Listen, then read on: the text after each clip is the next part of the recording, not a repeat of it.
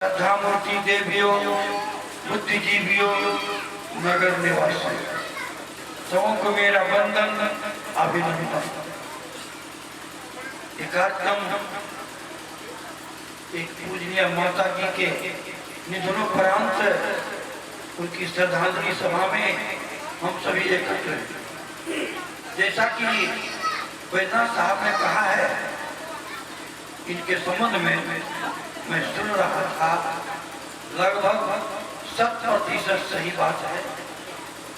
परम प्रिय मास्टर साहब अपने बच्चों को जो संस्कार दिए हैं एवं वो माता जी दोनों मिलकर जो अपने बच्चे को संस्कार दिए हैं, ये सराहनीय है।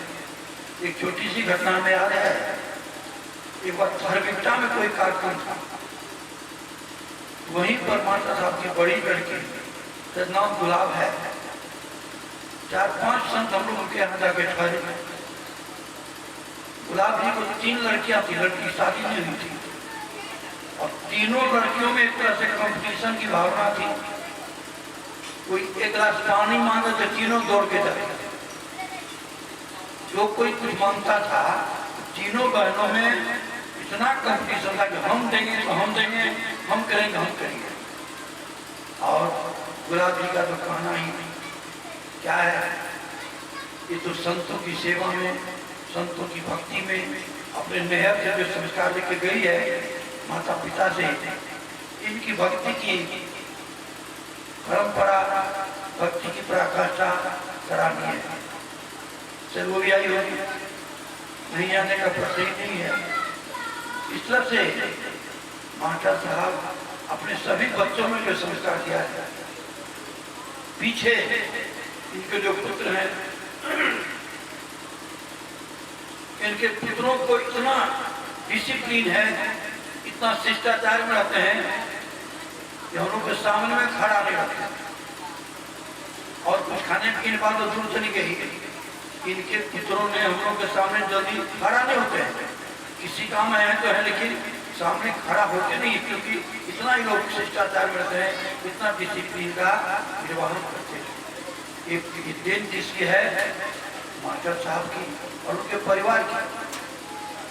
वास्तव में इस परिवार से जो भी बाल बच्चे कहीं गए हैं, उनकी परंपरा, उनका रहन, उनका बात विचार, कहीं से कोई भी शिकायत आज तक नहीं आया है। ये देन है इस परिवार की, इस समाज की। बहुत बहुत धन्यवाद है मास्टर साहब को और इनके धर्मपत्नी आज जो स्वर्गीय हो गई है, जिनकी श्रद्धांजलि हम लोग एकत्र हैं। कहीं से भी अहंकार की बू नहीं आती थी किसी व्यक्ति में। मास्टर साहब किसी से कम नहीं है, न पढ़े लिखे, न पैसा में, न परिवार में, लेकिन जब हम आते हैं तो खड़ा होकर के तुरंत बंदगी करना, कुर्सी देना, समाचार पूछना वगैरह वगैरह, इनकी जो स्वभाव है ये विचारणीय है, सराहनीय है। इस तरह से इस परिवार की जितनी भी प्रशंसा की जाए वो कम है। हालांकि प्रिय संत गंगा साहब की जो सुपुत्री है, उसके यहाँ भी एक बार जाने का मौका मिला है। वो भी भक्ति में, सेवा में इतना ही तत्पर रहती है जितना कि होना चाहिए, तो उससे ज्यादा। ये सजनों, ये संसार परिवर्तनशील है, प्रकृति का नियम है परिवर्तन होना, और इस परिवर्तनशील संसार में हम सभी जी रहे हैं, चल रहे हैं। आपने सुना इसी मन से, आए हैं तो जाएंगे, राजा रंग फकीर। जाने वालों का 3 कैटेगरी मान दिया सब कभी। अमीरों को कह दिया राजा, गरीबों को कह दिया रंग, और बीच वाले जो हैं, जो साधु हैं, सन्यासी हैं, सत्संगी हैं, जति है, सत्य है, ऐसे लोगों को कह दिया फकीर। संसार में 3 कैटेगरी के मानव आने वाले, राजा, रंग और फकीर। लेकिन जाने का वहां को 2 रास्ता बताया, एक सिंहासन चढ़ते, एक बंधे जाते जंजीर। यानी कोई सिंहासन में चढ़ के जाता है और कोई जंजीर में चढ़ करके जाता है। आज तक किसी ने किसी को सिंहासन पर चढ़ के जाते हुए देखा नहीं है, और न तो किसी को जंजीर में चक्कर के जाते हुए देखा है।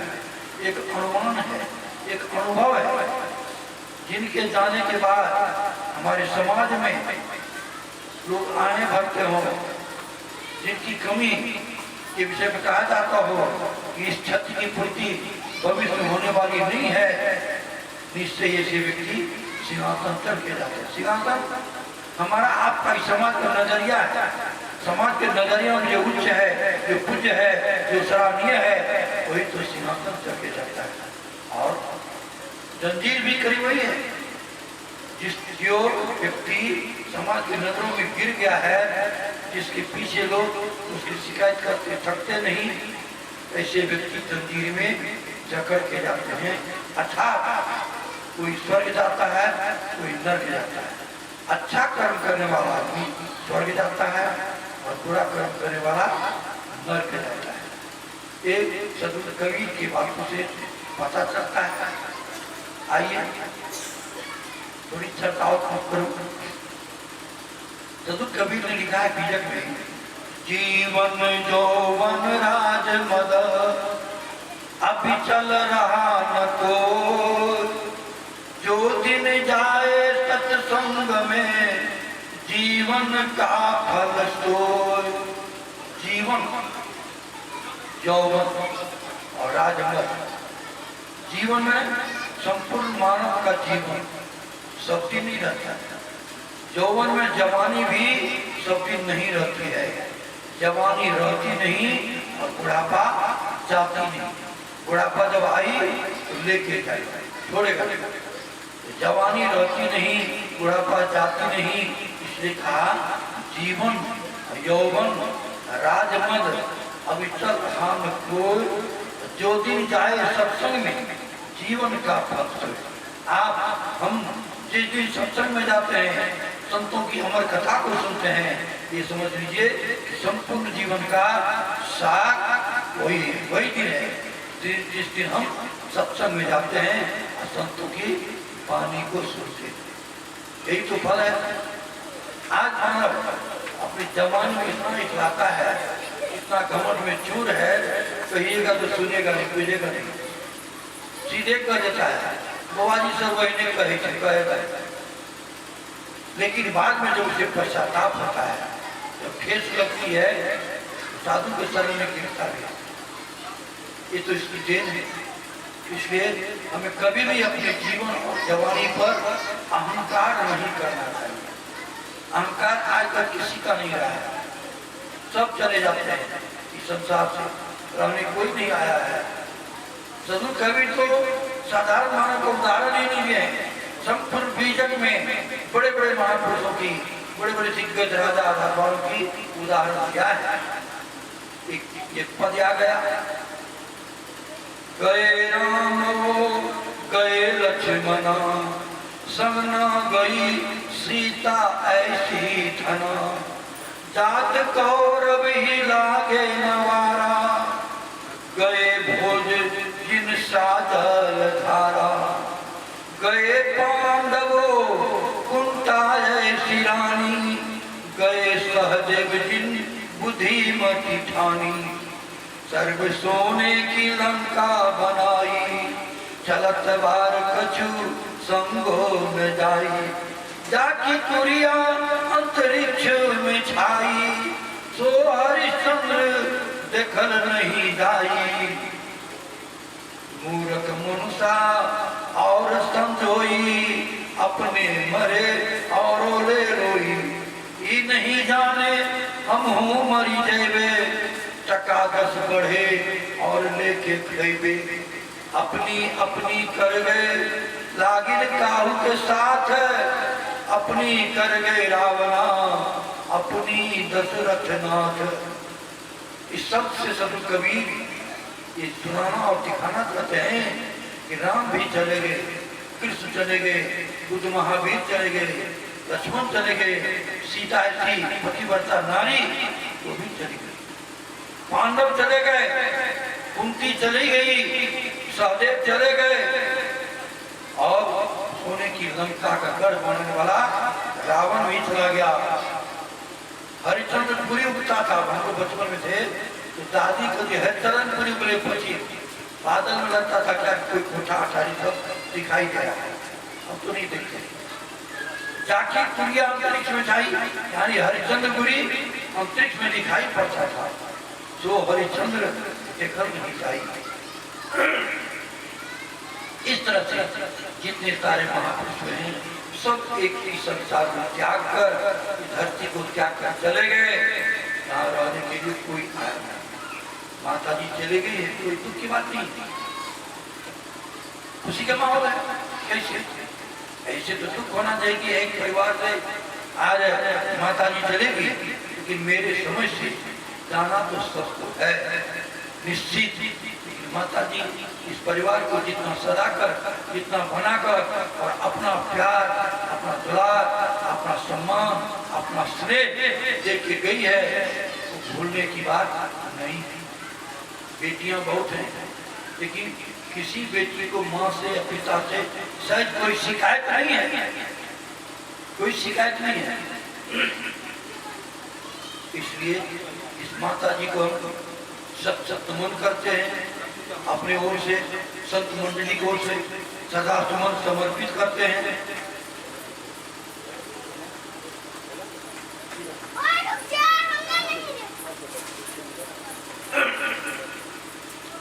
जीवन जौवन राजमद अविचल हान कोई, जो दिन जाए सत्संग में जीवन का फल। सत्संग क्या है? सत्संग है संतों का संग, संतों का संग ही सत्संग है। ये बाहरी दिखावा है। तीर्थराज प्रयाग इसी को कहा गया है। तीर्थराज प्रयाग 3 जगह है, लोग एक ही जगह जानते हैं जो प्रयागराज में है, जिसका नाम पहले इलाहाबाद था, आज नाम बदल गया प्रयागराज हो गया। प्रयागराज में गंगा जमुना के संगम को लोग तीर्थराज प्रयाग कहते हैं। वहां जाकर स्नान करके अपने को बड़ा सौभाग्यशाली और पुण्यात्मा महसूस करते हैं। ये हो गया पहला तीर्थराज प्रयाग। लेकिन मैं कह रहा हूँ कि तीर्थराज प्रयाग 3 जगह है। पहला है प्रयागराज, उत्तर प्रदेश में पड़ता है, और दूसरा है संता पिता सत्संग, संतों का समागम, ये भी तीर्थराज प्रयाग से कम नहीं है। उस तीर्थराज प्रयाग में त्रिवेणी संगम में स्नान करने से देह का मेल छूट जाएगा, लेकिन इस सत्संग में, इस प्रयाग में नहाने से मन का मेल छूटता है। सारी बुराइयां मन के अंदर है, तो मन का मेल जहाँ छूटे असली तीर्थ है, असली प्रयाग इसी को माना जाता है। ये दूसरे प्रयाग में हम लोग गोता लगा रहे हैं, और तीसरा प्रयाग भी है जिसे कोई कोई समझता है। तीसरा प्रयाग कहाँ है? हर व्यक्ति के अंदर में त्रिकुटी है। माँ बने जहाँ बिंदी लगाती है टिकली, उसे त्रिकुटी बनाया गया है। दोनों आंख और नाक, तीनों का जो केंद्र बिंदु सेंटर है, उसे त्रिकुटी कहा गया है। साधक लोग, योगी लोग जब ध्यान करते हैं, ध्यानस्थ होते हैं, तो त्रिकुटी मंडल में पहुंच जाते हैं। नीचे से उन लोग को भजन वंश की परंपरा में 5 अमी कहा गया है, जो अमी कहने का आदेश तो नहीं है, लेकिन मोटा मोटी कुछ विद्वानों ने इसे 6 चक्र में बांटा है। मूलाधार चक्र, स्वाधिष्ठान चक्र, विशुद्धि चक्र, अनाहत चक्र, आज्ञा चक्र, इस तरह से 6 चक्र में बांटा है। तो जिसको हम आज्ञा चक्र कहते हैं वही त्रिकुटी है। योगी लोग मूलाधार से अपने को उठाते हुए ऊपर चलते हैं, और आज्ञा चक्र में जाकर स्थिर हो जाते हैं। उस आज्ञा चक्र में स्थिर होने पर नीचे का कोई ज्ञान नहीं रहता, हम वही शून्य में समाप्त हैं। असली त्रिवेणी वही है। प्रत्येक व्यक्ति को चाहिए कि नित्य, आचार्य धर्मसूत्र आपने एक पंक्ति में लिखा है कि नित्य बैठ शांत एकांत में निरखे प्रवृत्ति विलास की, दृष्टा में चैतन्य भिन्न ऐसा यत्न करना चाहिए। श्रद्धा व भक्ति प्रेम से सत्संग करना चाहिए। नित्य प्रति हर व्यक्ति को, प्रत्येक मानव को एकांत में बैठ करके एकांत चिंतन करना चाहिए। एकांत चिंतन जो होता है सबसे सर्वोपरि होता है। एकांत में बैठ करके अपने आप को देखिए, अपने जीवनी को हम स्वयं देखें। मेरी जीवनी को बाहर से सारे लोग देख रहे हैं, लेकिन मैं अपनी जीवनी को देखें कि हमारे जीवन में कितना अच्छा कर्म हुआ है और कितना बुरा कर्म हुआ है। अपने जीवन को हम तौले। हर व्यक्ति अपने जीवन का स्टडी करो, निरीक्षण करो, और निरीक्षण करने के बाद में आपको स्वयं पता चल जाएगा कि हमारा जीवन क्या है, हमारे में कमी क्या है, अच्छाई कितनी है। तोड़िए अपने जीवन के अच्छाई और बुराई को अपने से तोड़िए। यदि आपको लग जाए कि हमारे जीवन में अच्छाई ज्यादा है, इसका मतलब आप धर्मात्मा हैं, आप पुण्यात्मा हैं, क्योंकि आपके जीवन में अच्छाई ज्यादा है। यदि आपके जीवन में बुराई ज्यादा है, अच्छाई कम है, इसका मतलब आप पुण्यात्मा नहीं, पापात्मा। इसलिए प्रतिदिन एकांत में बैठ करके अपने आप का निरीक्षण कीजिए, संपूर्ण जीवन का निरीक्षण कीजिए, आज दिन भर का निरीक्षण कीजिए, और कल के लिए कल हमें क्या करना है, कैसे करना है, उसके संबंध में आज ही योजना बनाएं। आज हम ये संकल्प कर लें, आज हमसे दो भूल हो गई है, किसी से थोड़ा जोर से बोल दिया, क्रोध आ गया है, आएंगे कल हमें क्रोध नहीं आवे, किसी को हम अटूट शब्द नहीं बोले हैं, कोई गलत समझ नहीं हो। ये संकल्प आज ही करेंगे। प्रतिदिन यदि हम संकल्प करेंगे कि हमसे कोई भूल नहीं हो, तो धीरे धीरे आप बिल्कुल निर्दोष हो जाएंगे, और जो निर्दोष हो जाएगा वो निर्भय हो जाएगा। चार गुण सदगुरु कबीर में थे। कबीर की एक साखी, महान साखी है, जो तू चाहे मुझको छाड़ सकल की आस, मुझे ऐसा हो रहो सब सुख तेरे पास। सदगुरु कबीर में चार महान सदगुरु थे। कौन था? निर्भय, किसी से बैर नहीं। कबीर खड़ा बाजार में सबकी मांगे खाए, ना काहू से दोस्ती ना काहू से बैर, न किसी से दोस्ती है न किसी से दुश्मनी बैर। सदगुरु में सबसे महान गुण क्या था? निर्भय, किसी से बैर नहीं। और दूसरा गुण निर्भय, डर भी नहीं। जिसको किसी से दुश्मनी नहीं होगी तो उसको किसका डर होगा? कबीर निर्भय थे और निर्भय थे। तीसरा महान गुण क्या है कबीर में? निर्विषय, किसी विषय में आसक्त नहीं थे। उनके बीजक में पदे पदे विषय शक्ति को त्यागने का निर्देश दिया गया। बीजक पढ़िएगा, और ये ग्रंथ है, पढ़ने से पता चलता है कि सदगुरु कबीर मानव को तमाम विषयों से मुक्त होने का दिशा निर्देश देते हैं। तो कबीर चंद निर्विषय थे, कि उनकी महान गुण चौथा गुण है निर्मोह, कहीं किसी प्राणी पदार्थों में चिपके नहीं थे, मोह नहीं था। और ये चार गुण जिसके पास हो जाएगा, निर्भय, निर्भय, निर्विषय और निर्मोह, उसी को कहते हैं जो तू चाहे मुझको छाड़ सकल की आस, मुझे ऐसा हो रहो सब तेरे बाद, तू मेरे समान हो जाओ, सारी सुख सारा संसार तुम्हारे चरणों में झुकेगा। कबीर की अंतिम वाक्य। शायद मेरा समय भी हो गया है, समय के अंतराल रहना चाहिए, समय का अतिक्रमण नहीं करना चाहिए। समय और स्वास्थ्य ठीक ठाक रहा तो फिर कल के सत्रों में आपके बीच उपस्थित रहूंगा। मैं अपने पूज्य माता जी को अपनी ओर से श्रद्धासुमन समर्पित करते हुए तथा संत सदगुरु परमात्मा की ओर से प्रार्थना है कि माता जी के दिवंगत आत्मा को शांति मिले, शांति मिले, शांति मिले। बस इन्हीं शब्दों के साथ बातों को विराम देता हूँ। बोलिए सदगुरुदेव की जय।